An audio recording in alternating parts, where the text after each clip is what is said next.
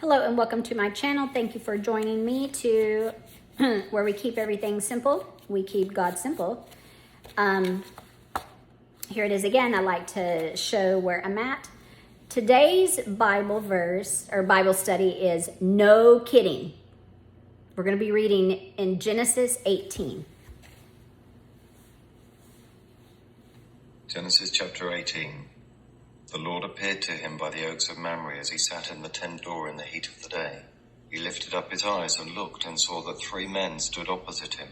When he saw them, he ran to meet them from the tent door and bowed himself to the earth and said, "My Lord, if now I have found favor in your sight, please don't go away from your servant. Now let a little water be fetched. Wash your feet and rest yourselves under the tree. I will get a morsel of bread so that you can refresh your heart. After that you may go your way, now that you have come to your servant." They said, "Very well, do as you have said." Abraham hurried into the tent to Sarah and said, "Quickly make ready 3 measures of fine meal, knead it and make cakes."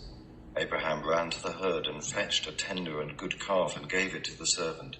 He hurried to dress it. He took butter, milk, and the calf which he had dressed, and set it before them. He stood by them under the tree, and they ate. They asked him, "Where is Sarah, your wife?" He said, "See, in the tent." He said, "I will certainly return to you when the season comes round. Behold, Sarah, your wife, will have a son." Sarah heard in the tent door, which was behind him. Now Abraham and Sarah were old, well advanced in age. It had ceased to be with Sarah after the manner of women. Sarah laughed within herself, saying, "After I have grown old, will I have pleasure, my Lord being old also?" The Lord said to Abraham, "Why did Sarah laugh, saying, 'Will I really bear a child, yet I am old?'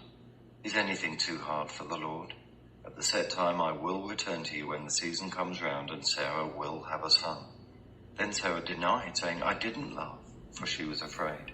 He said, "No, but you did laugh." Okay. Abraham and Sarah were very old. Since Sarah was past the age when women normally have children, she laughed to herself. "My husband and I are too old to have a baby." How do you think you'd respond if God arrived for a visit? What makes it so hard to believe something is yours if you have to wait for it for a very long time? The original postmark reads, September 21st, 1996. A lot of time has passed since it was sent on a journey to you, but it hasn't arrived. You've thought for years that it was lost in the mail. You've stopped waiting for it. Then you received an email letting you know it will be delivered soon. But you've heard that before and think you'll be left waiting again. Don't be too hard on Sarah. This was the struggle she faced when God said that his promise was coming true. She laughed. It seemed incredible, too good to be true. Maybe she felt it was too late.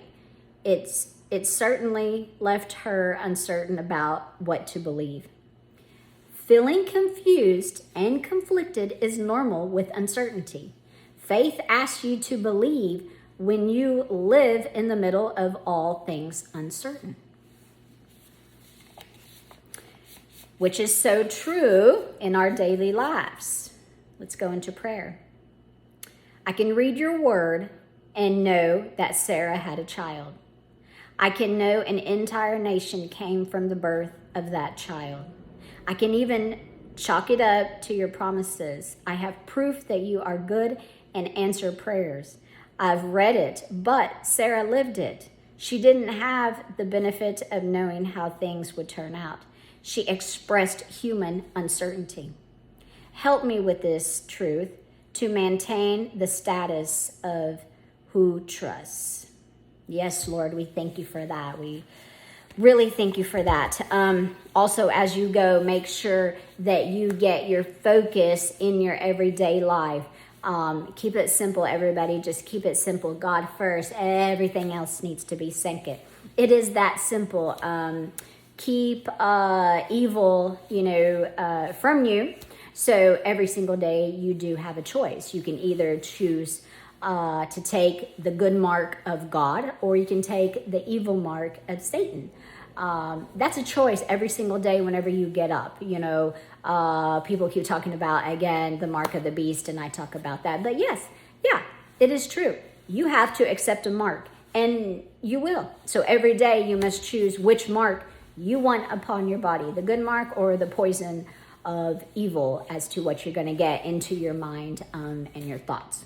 So let's learn to train ourselves. Let's keep our heart and our thoughts all lined up with God. God first, everything else second. So that way it continues the rippling effect within yourself and to your family. Hope y'all have a wonderful day.